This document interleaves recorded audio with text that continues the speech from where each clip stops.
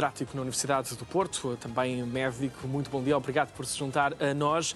Vamos olhar para estes casos, 11 casos, alegadamente relacionados com estas falhas. Em termos de bioética, como é que avaliou o impacto destas falhas do INEM? Considera que houve alguma violação do dever ético de garantir o direito à saúde e à vida? Sim, trata-se obviamente de uma situação inaceitável a todos os títulos. Em primeiro lugar, é fundamental que o Ministério da Saúde esclareça os portugueses e as portuguesas sobre esta questão.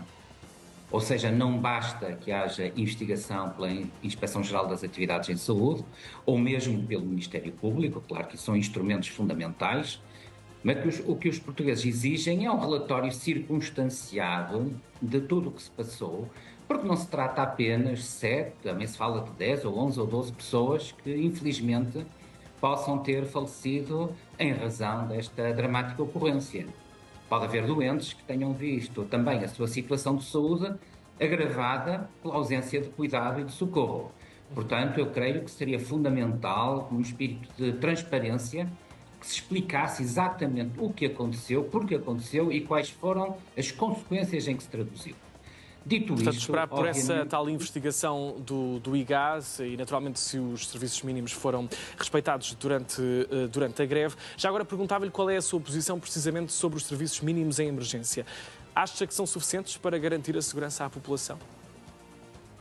Não, eu creio que o problema é mais denso, ou seja, a situação da saúde em geral e da emergência médica pré-hospitalar em particular tem que ser profundamente reinventadas, porque senão vamos resolver o problema hoje com algum ajuste salarial ou até de carreiras, mas depois volta a ocorrer daqui a algum tempo. E, portanto, trata-se de um dos serviços mais fundamentais da nossa sociedade. São serviços absolutamente indispensáveis porque, como se vê, trata-se de situações de vida ou de morte.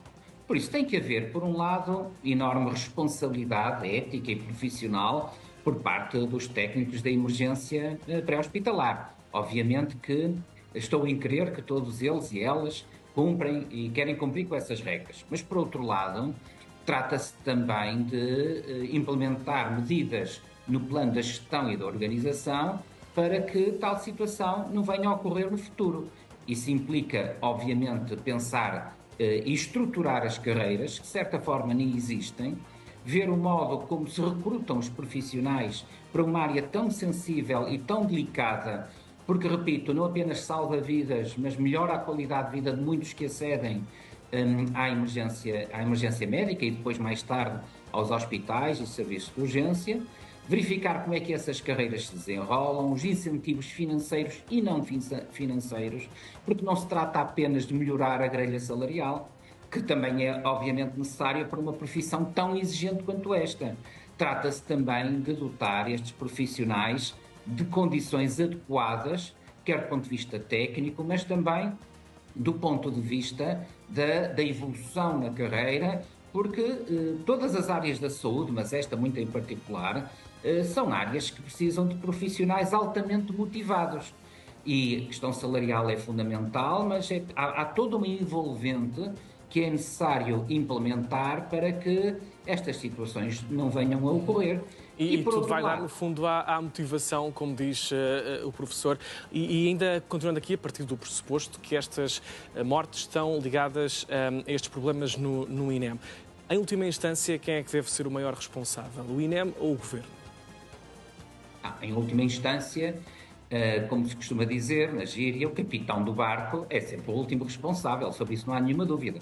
Ou seja, eu sei que há institutos públicos, há instituições descentralizadas, mas se há um governo e um Ministério da Saúde, é ele, o Ministério da Saúde, que compete a tutela destes serviços. E por isso o que importa agora é, por um lado, perceber o que aconteceu. Em segundo lugar, perceber quais foram as falhas. Em terceiro lugar, ver se há responsabilidade individual ou não, ou se há uma falha de organização. Porque em matéria médico-legal, muitas vezes o que acontece são falhas de organização, independentemente das pessoas concretas. Mas, e para finalizar, eu creio que era absolutamente central, era repensar todo o modelo, para que isto não volte a acontecer daqui a meia dúzia de meses. Ou seja, é fundamental pensar em reestruturar e, quiçá, até descentralizar este tipo de serviço, integrar de uma forma completamente diferente. Para quê? Para que tudo corra com a naturalidade e normalidade que se exige. É um imperativo ético que serviços desta natureza, que são tão fundamentais ao país, que venham a ser reestruturados e, obviamente, que é o Ministério da Saúde que tem que conduzir toda esta evolução e, por isso, não se pode imiscuir da responsabilidade última por este tipo de consequência, caso venha a provar-se que há um nexo causal entre os serviços mínimos, entre as escalas, entre a falta de programação que possa ter ocorrido. Obviamente que isto tem que ser repensado e tem que se verificar ao certo qual foi a responsabilidade de cada um dos agentes envolvidos nesta, repito, muito triste ocorrência. Muito bem, a professora Rui Nunes, agradeço o seu contributo neste Na Altura das Manhãs. Desejo um bom dia.